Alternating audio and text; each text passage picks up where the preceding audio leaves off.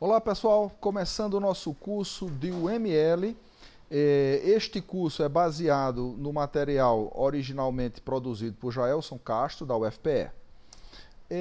As referências são os livros dos papas da UML, o book Rambaud e Jacobson, tá certo? Da Addison Wesley, e o livro do Martin Fowler, que é o UML Distilled, da Addison Wesley também. Nós vamos abordar 3 pontos aqui no nosso vídeo. Primeiro, uma introdução, o que é o UML, quais são suas origens, né? Em seguida, vamos apresentar os conceitos gerais que envolvem a linguagem UML e a apresentação de uma ideia inicial dos principais diagramas UML. Nesse sentido, é interessante a gente conhecer os criadores da linguagem UML, né? A linguagem de especificação. São eles o James Rambaud, do Object Modeling Technique, da OMT, o Grade Book, da Book, o método de Book, e o Ivar Jacobson, do Objectory Wars Process. Né? No caso aqui, o Rambaud já é falecido, faleceu em 2011. Certo? Então tem aqui as fotos dele, o Grade Book, o Jacobson e o Rambaud, que é o que faleceu em 2011. Tá? Por que esses autores resolveram criar o UML? Bem, cada autor adotava a ideia dos seus métodos e de outros métodos. E então foi natural uma evolução conjunta para produzir melhorias. A unificação dos 3 métodos traria estabilidade para o mercado. Uma questão importante ainda nessa questão do porquê usar o UML, veja bem, você se lembra que nós, no nosso curso de Engenharia de Software, falamos sobre a crise do software. Né? Então, a partir do final dos anos 60, uma reunião em 68, promovida pela OTAN, discute os problemas com os projetos de software. Estouro de orçamento, não cumprimento de prazo, abandono de projeto, entrega de softwares que não atendia a especificação, a necessidade dos usuários e problema dessa natureza. Então, é um verdadeiro caos. E aí se tentou resolver a partir dos anos 70 com a questão das metodologias estruturadas, propostas por Tom DeMarco, proposta por Chris Gaine e outros autores que introduziram a ideia do processo em cascata, onde você partia desde a definição do problema, estudo de viabilidade, até chegar na colocação em utilização e o período de manutenção. Só que a metodologia estruturada se mostrou ineficiente, então não resolveu as questões da crise do software. Em seguida vem a análise essencial, que era uma simplificação para buscar atender também propostas aí por esses autores da década de 70 e de 80. Então, no meados dos anos 80, começa a crescer uma ideia que surgiu originalmente com linguagens como Simula, né, 67, Smalltalk, ADA, que estourou nos anos 80 e tal, que é a ideia da orientação a objetos. Só que essa ideia, ela trabalhava a nível de programas, ela não trabalhava no nível de especificação. Então, no final dos anos 80 e início dos anos 90, começa a ideia, então, e esses 3 caras, o Rambaud, o Bock e o Jacobson, foram importantes por apresentar soluções de especificação de software a partir da orientação a objetos. Então, vários outros autores, não só esses se destacaram, mas vários outros autores aparecem apresentando essa solução. Então, o UML vem como uma ideia de unificar a modelagem orientada a objetos. Então, é nesse sentido que se fala da unificação dos 3 principais autores, no sentido de que fortaleceu a linguagem UML. Então, aqui nós temos uma história e padronização, nós temos uma espécie de uma árvore genealógica, tá certo? Onde você tem aí, nos anos 80, algumas iniciativas, a linguagem ADA, por exemplo, proposta por Book, nos anos 80 ainda, tá certo? Nos anos 90, então, várias metodologias, ó, Book 91, Book 93, Rambaud com o seu OMT, Jacobson com o OSE, tá certo? Então, você tem OBA, ó, o próprio Jordan, que vem da metodologia estruturada, propondo o OAA, tá certo? Sheila Mellor, OBA de Gilbert e Goldberg, e várias, você vê aqui a disseminação de várias metodologias, de várias propostas. Né? Então, a partir dos anos 90, você começa a ter um filtro aí, tá certo? Então, a partir aqui, ó, de 95, os 3 amigos se juntam para oferecer um primórdio de UML, e outros continuam insistindo aqui e tal. Então, em 97, a OMG, que é a Organização para Gerenciamento de Objetos aqui, vem no sentido de promover essa unificação e padronização a partir da UML 1.1. Então, os outros métodos foram perdendo valor, perdendo espaço, e você passa a ter aqui, ó, sucessivas versões que vão surgindo da UML, no sentido de nós termos, então, o processo unificado, tá certo? Então, a modelagem sendo feita sob a ótica da UML. Então, veja que as demais árvores deixam de evoluir, você tem uma evolução, né? Um marco que é o UML 2.0 aqui em 2005, tá certo? E você passa a ter aqui em 2017, que é a última versão, 2.51, que está lá no site da uml.org, tá certo? E XUML, que é uma UML executável aqui, que é derivado dos trabalhos aqui de Scheler e Mellor, tá? Então nós temos aqui as versões, tá? Desde 1997 com a 1.1, tá? No site da OMG aqui, até a 2.5, que é de dezembro de 2017, que é a versão atual. Então você pode acessar lá omg.org ou uml.org e você vai ter acesso à documentação e materiais, a especificação você encontra mais recente dessa versão 2.51. Tá? Então você tem aqui o site, né? uml.org, e aqui você pode baixar aqui a especificação, tá certo? Ó, dezembro de 2017 tem toda a especificação aqui, está em inglês, você vai fazer a tradução e vai ter dados atualizados sobre a linguagem UML.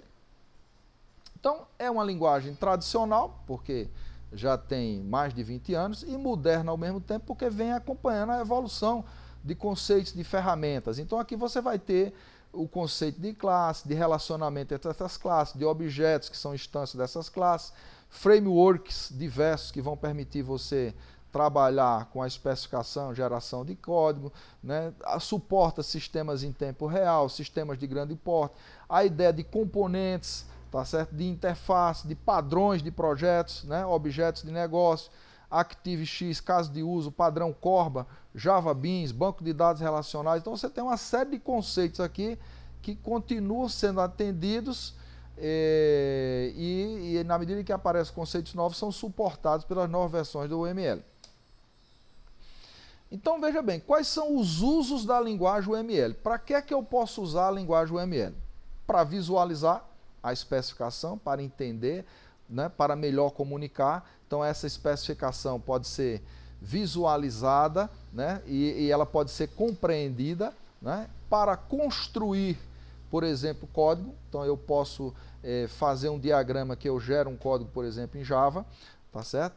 No sentido de você documentar. Então você tem JavaDoc, por exemplo, que documenta todo um projeto, que pode, a partir de uma especificação, de uma codificação Java, gerar toda a documentação UML associada, né? E a questão da comunicação. Eu vou apresentar um projeto, eu posso usar um caso de uso, por exemplo, posso usar um diagrama de atividades, posso usar diversos desses diagramas aqui para me fazer entender, para vender uma ideia. Então são aplicações para a UML enquanto uma linguagem de modelagem. Quais são os elementos essenciais? Então nós temos elementos estruturais, tá certo? Como o diagrama de classe, nós temos elementos comportamentais, como os diagramas de objetos, nós temos elementos de anotação, que são os comentários e coisa do tipo, e os elementos de agrupamento, como os componentes, por exemplo, tá certo? Diagrama de componente. Então você tem algumas categorias, tá certo? 4 categorias aqui principais que você vai agrupar elementos dentro dessas categorias essenciais aqui. Elementos estruturais, por exemplo, são as partes estáticas de um modelo, representando elementos que são ou conceitos ou que são elementos físicos. Por exemplo, uma classe, tá certo? Uma interface de interação com o objeto, um caso de uso, tá? Então aqui eles dão uma ideia de elementos que são estruturais, que são elementos que mostram como essa modelagem está estruturada do ponto de vista interno, do ponto de vista de suporte a outros elementos dessa linguagem. componente também, e o nó, tá certo? Que seria um computador, um servidor, alguma coisa nesse sentido aí, tá? Elementos comportamentais são as partes dinâmicas do modelo da UML. Então, por exemplo, interação especifica um conjunto de mensagens trocadas entre objetos. Então, no diagrama, por exemplo, de sequência, você tem mensagens que são trocadas na ordem cronológica entre objetos que interagem entre si. A questão da máquina de estado, então eu posso usar um conceito de teoria da computação no sentido de mostrar a transição de estados, tá certo? Desse objeto. Então, se ele está num estado desligado, houve um estímulo, então ele passa para um estado ligado, por exemplo. Então, estando ligado, foi desligado o botão, ele volta para o ligado para desligado. E assim vai. Então, você mostra o aspecto dinâmico, por exemplo, dos elementos de um projeto UML. Elementos de agrupamento são partes organizacionais do modelo. Por exemplo, pacotes, então mecanismos para a organização de elementos dentro de grupos. Então eu posso usar um pacote para agrupar componentes. Elementos de anotação são partes explicativas, né? Então uma nota, então você vai explicar alguma coisa, você puxa uma notinha ali e descreve, explica uma restrição, quando é que acontece um determinado gatilho ou coisa do tipo. Então os 4 principais elementos aqui. O que são os diagramas UML? São representações gráficas de um conjunto de elementos e elas são desenhadas para visualizar sistemas de diferentes perspectivas. Tá certo? Então a UML possui vários diagramas e nós podemos apresentar aqui os principais. O diagrama de caso de uso, use case, ou caso de uso, o diagrama de classe, tá certo? Que o caso de uso é usado para mostrar a perspectiva do usuário em interação com o sistema. O diagrama de classe, que vai mostrar quais são os atributos, quais são as operações, os relacionamentos, né, os agrupamentos entre essas classes. O diagrama de objetos, que vai mostrar instâncias desses objetos, dessas classes que estão interagindo e serve para você tirar uma fotografia de um momento, né? O diagrama de sequência, que mostra as mensagens trocadas e a sequência em que ela ocorre entre os vários objetos que interagem. O diagrama de colaboração, que a partir da versão 1.5 passou a ser conhecido como diagrama de comunicação. O diagrama de estados, né? Então quais são os estados? Não é tão usual, mas para alguns sistemas que você for descrever, imprescindível. Para a grande maioria você não vai usar. O diagrama de atividades, que é um dos mais importantes, que se assemelha a um fluxograma, né? Então a descrição de um processo de negócio aqui que é utilizado, muito semelhante ao que é utilizado pela BPMN. E o diagrama de componentes, por exemplo, que mostra os componentes nos quais a sua especificação está baseada. E o diagrama de implantação, que seria um diagrama que mostra a arquitetura, né? Como é que esses módulos vão interagir, quais são os protocolos que vão usar e coisas do tipo. Então são os principais diagramas da linguagem UML. Uma noção inicial dos diagramas. Então vamos detalhar um pouquinho mais, vamos fazer vídeos específicos para cada um deles. Diagrama de caso de uso. O que é? É especialmente importante na organização e modelagem das principais funcionalidades de um sistema. E serve para quê? Para mostrar, sob a perspectiva do usuário, a interação entre os usuários do sistema ou outros sistemas que interagem com esse sistema que você está especificando e como é que essa relação se dá. Então, o caso de uso, por exemplo, um CRUD, né? Então, você vai mostrar um gerenciamento de uma determinada classe, as operações de inclusão, de exclusão, de alteração, de consulta e etc. Né? Então, você vai ter uma gerência de clientes, por exemplo. Então, eu vou ter lá um usuário do sistema que interage com essa gerência do sistema e faz opções a respeito dessa interação. Então, o caso de uso é a especificação em detalhes de sequência de ações para atender uma funcionalidade do sistema interagindo com seus agentes. Então, o diagrama de caso de uso, inclusive, é usado na engenharia de requisitos para explicar as funcionalidades do sistema para um usuário, para um stakeholder, né, para um diretor, para alguém que está contratando esse sistema. Tá certo? Então, tem um exemplo aqui. Então, você tem a fronteira do sistema, que é esse retângulo aqui.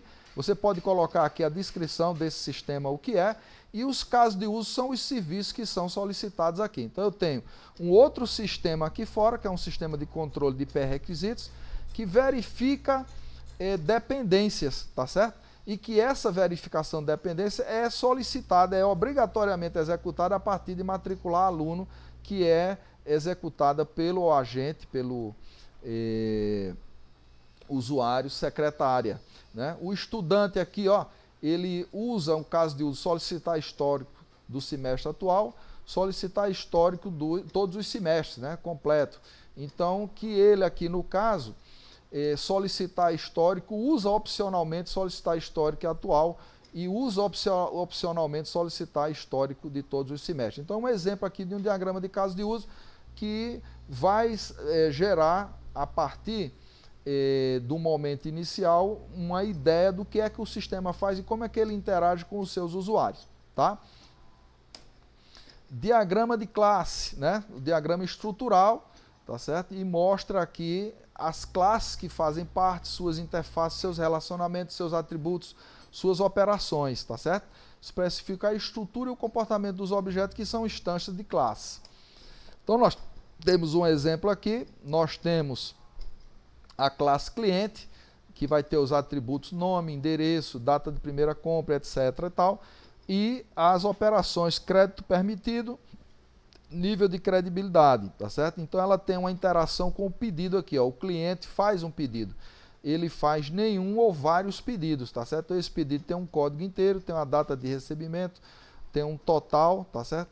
E ele tem operações, confirmar, cancelar, calcular, gerar novo código e etc. aqui.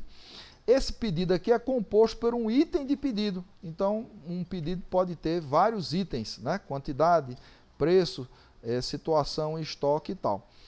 E esse item de pedido, ele é composto aqui por vários produtos, tá certo? Então, esse cliente pode ter uma especialização que é pessoa jurídica ou pessoa física, tá certo?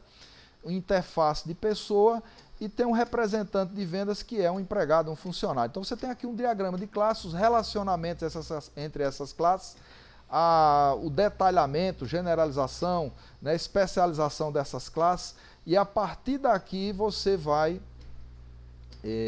do diagrama de classe, você vai partir para os demais diagramas, né? Diagrama de objetos mostra os objetos e seus relacionamentos. Representa instâncias estáticas de elementos do diagrama de classe. Os diagramas de objetos são úteis para modelagem de estrutura de dados complexa, para você detalhar.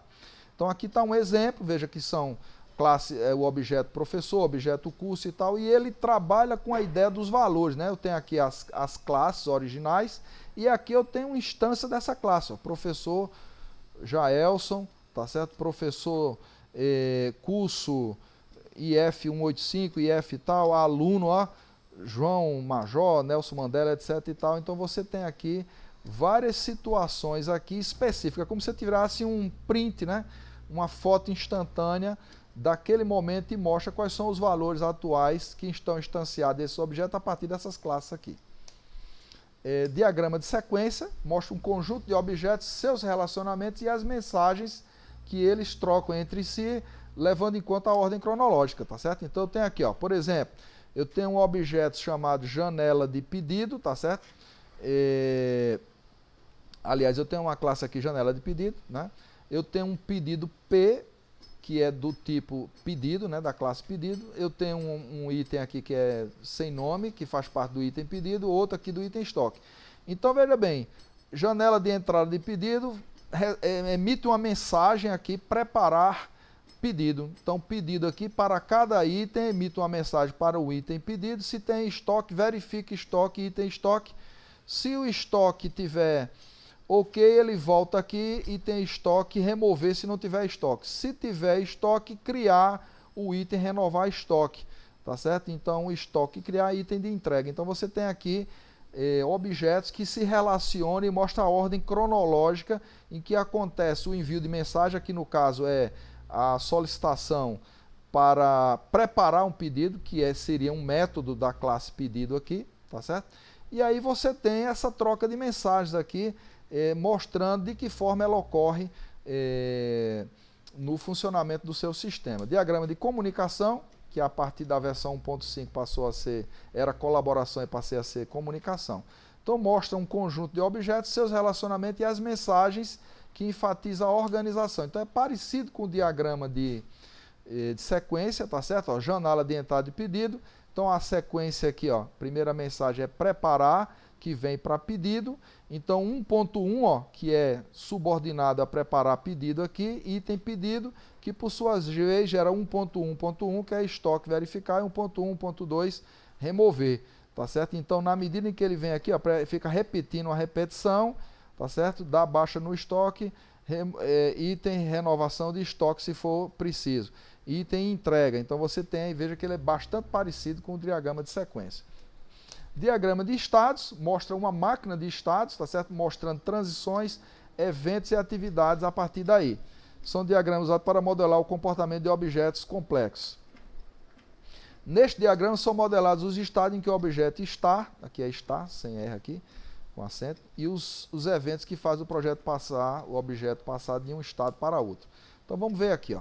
Você tem um estado aqui ocioso, um estado manutenção e um estado ativo aqui que tem vários subestados, tá certo? Então se ele estava ocioso, se há inserção do cartão, ele passa para um estado ativo, tá certo? Ele pode passar de ativo para ocioso se vier um pedido de cancelar. Houve cancelamento, ele volta para cá, tá certo? Então, ele em ocioso pode vir para manutenção, terminou a manutenção, ele volta para ocioso, tá? Então, aqui, ó, eu venho para cá, ele começa pela validação, inicia um node inicial aqui, validando, tá certo? Se for continuar, ele seleciona aqui, tá certo? Uma opção, tá? Esse processando aqui, ele volta para continuar a fazer seleção. Se não for para continuar, ele imprime aqui, no caso, o pedido, tá certo? A entrada aqui é ler cartão e na saída ele devolve o cartão. Então, um diagrama de estado que mostra o comportamento aqui de uma máquina de autoatendimento, por exemplo. Diagrama de atividades é um dos mais importantes que destaca a lógica de um procedimento. Mostra o fluxo entre atividades, com ações não atômicas, por exemplo. É semelhante aos antigos fluxogramas, tá certo? É usado também para modelar a alternativa de execução em atividades concorrentes em raias. A gente vai ver esse detalhamento aqui. Então, olha aqui. Node inicial, pessoa aqui, procurar bebida, né? A questão de procurar um café. Achou café, se achou, coloca café no filtro, tá certo? É uma atividade paralela aqui, ó. Adicione a água na máquina, pega a xícara, 3 coisas em paralelo aqui.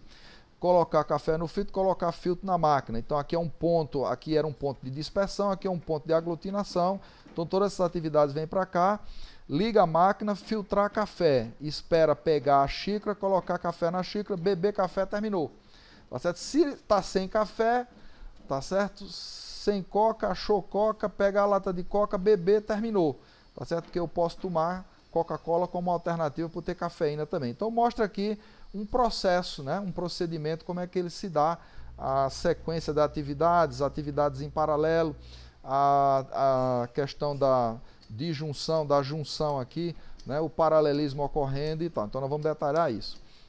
Diagrama de componentes mostra os componentes de hardware e software de uma aplicação e o relacionamento entre eles. É usado para modelar o aspecto físico de um sistema. Então aqui já vai na parte de arquitetura aqui, de componentes. Exemplo de componentes são documentos executáveis e tabelas de banco de dados. Está aqui um exemplo aqui, ó. Você tem um módulo cadastro SXE que se relaciona aqui com o formulário de cadastro, com o formulário principal e um formulário de entrada, tá certo? Então, um módulo autenticação que recorre a uma tabela aqui de usuários, uma tabela de senha que fazem parte do banco de dados aqui. Então, o diagrama de componentes, tá certo? Que dá uma ideia da arquitetura que você vai implementar no final das contas no diagrama de implantação. Ajuda a chegar lá no diagrama de implantação. Diagrama de implantação modelar a arquitetura, né? Como é que o sistema vai ser estruturado.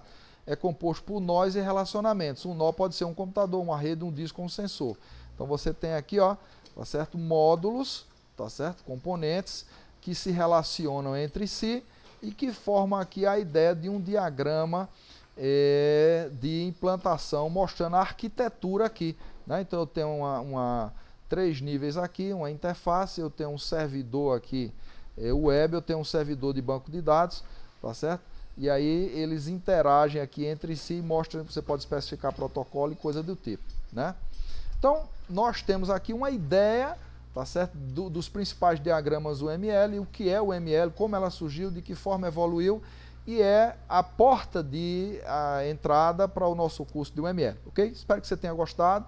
Curta, compartilhe, divulga, procura ver as atividades que estão lá no ambiente do nosso curso. E até a próxima. Valeu, gente. Obrigado.